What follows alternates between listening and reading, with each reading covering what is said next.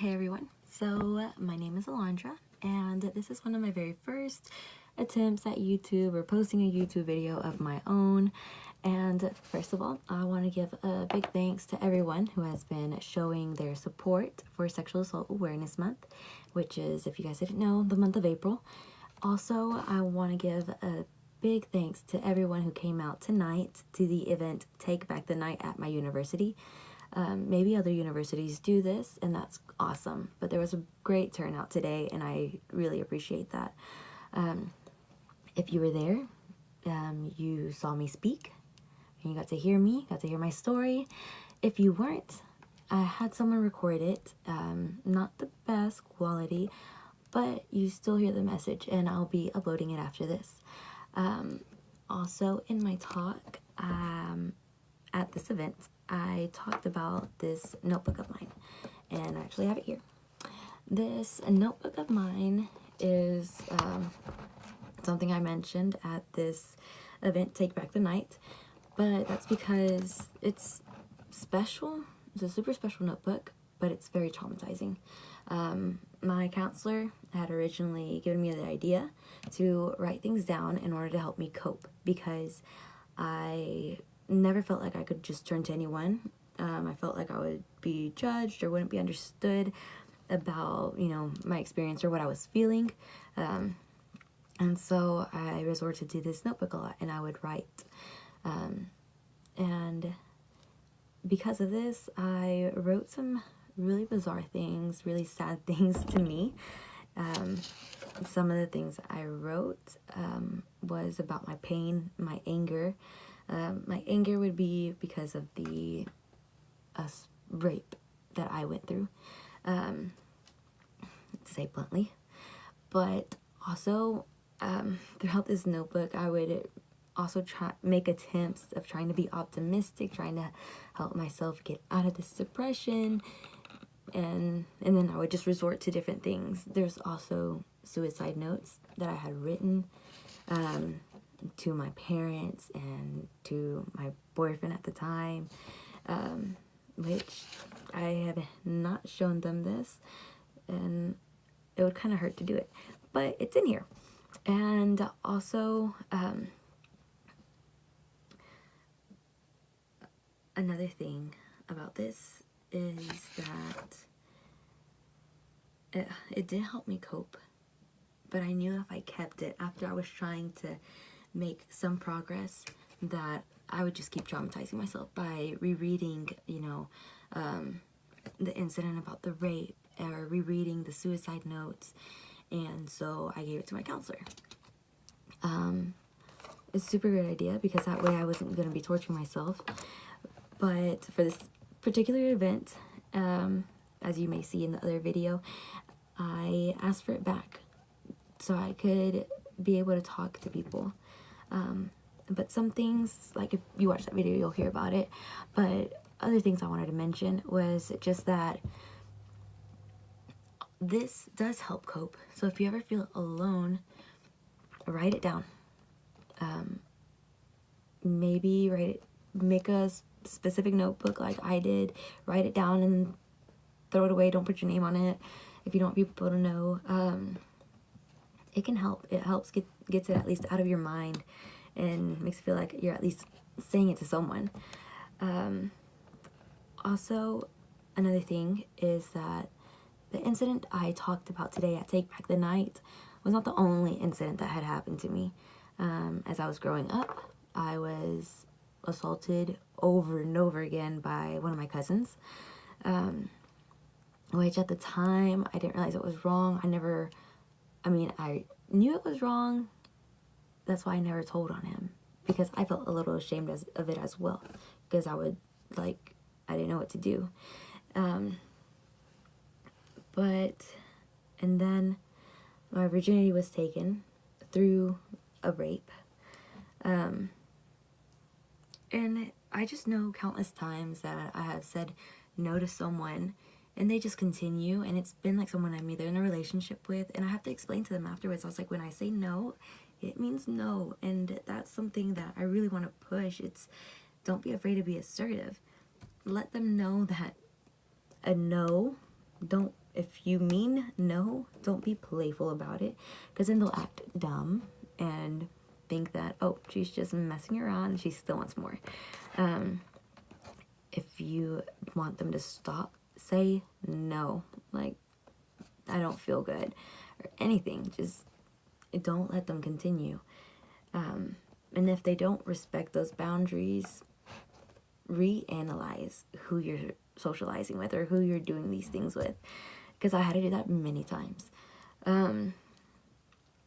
But another topic I wanted to talk about, because Sexual Assault Awareness Month, I know there's so many people that deal with this, and for many people that think that women or men make a lot of false claims, I'm gonna knock that down, because there's only a 3% of anybody, females, males, anybody that make any claims that are false out of all the accusations. And then there are still many cases that are unheard of.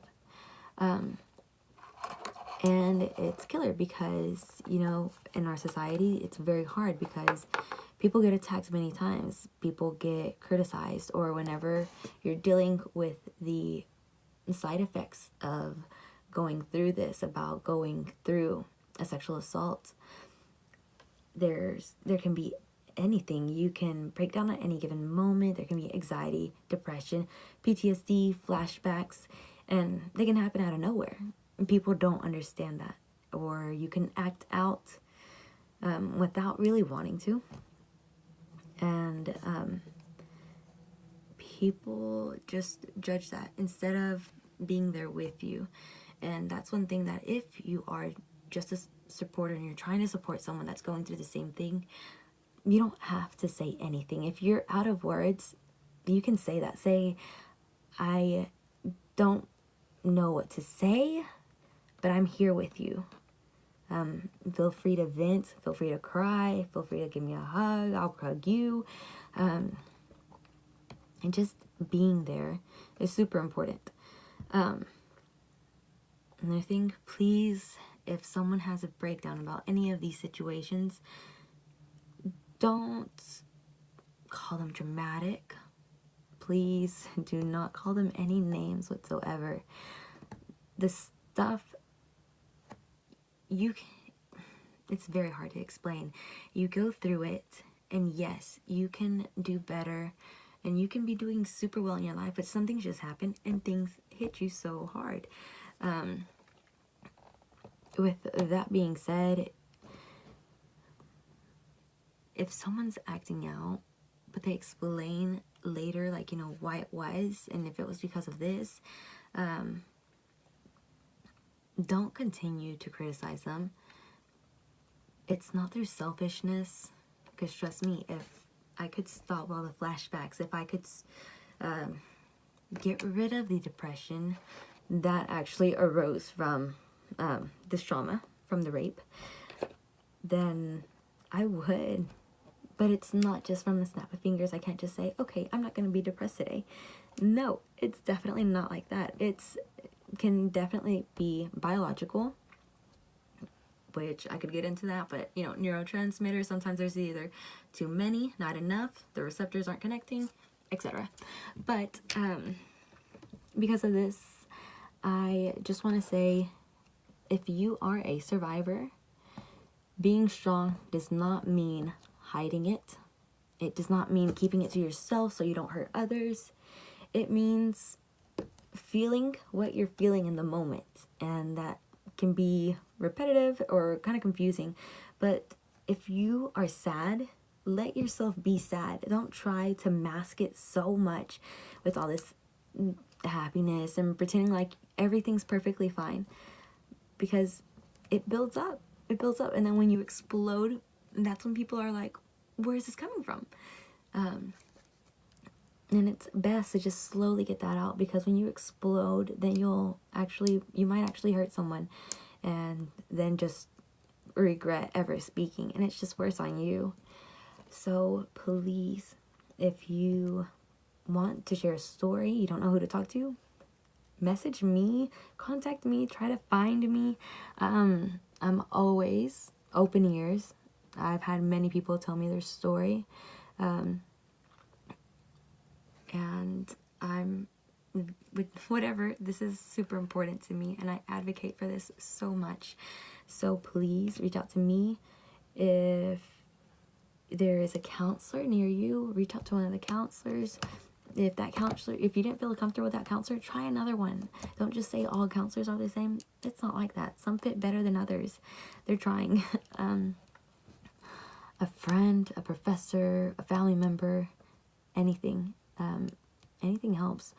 But if none of that, if you don't want to resort to any of that, then start with writing it down. Write it down. And another tip that I was given is color. Get out a sheet of paper, get these colors in front of you, and pick out, it's kind of gay, pick out the color that you're feeling.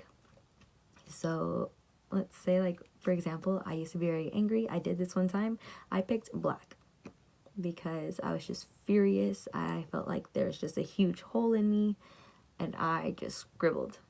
But it helped so much, and it's weird. I don't really understand it completely yet, but some psychology behind it. It helps. Coloring, painting, resort to these things. And if you have any questions, I will probably continue with more things. This is just one of my videos. It's not the only thing I'll be talking about, but it is something super important to me. So since I'm an advocate for this, that's why I wanted to make my first video in April, because it's Sexual Assault Awareness Month and it's my birthday month. So that's why this is my first video, and I hope it helps. Thank you.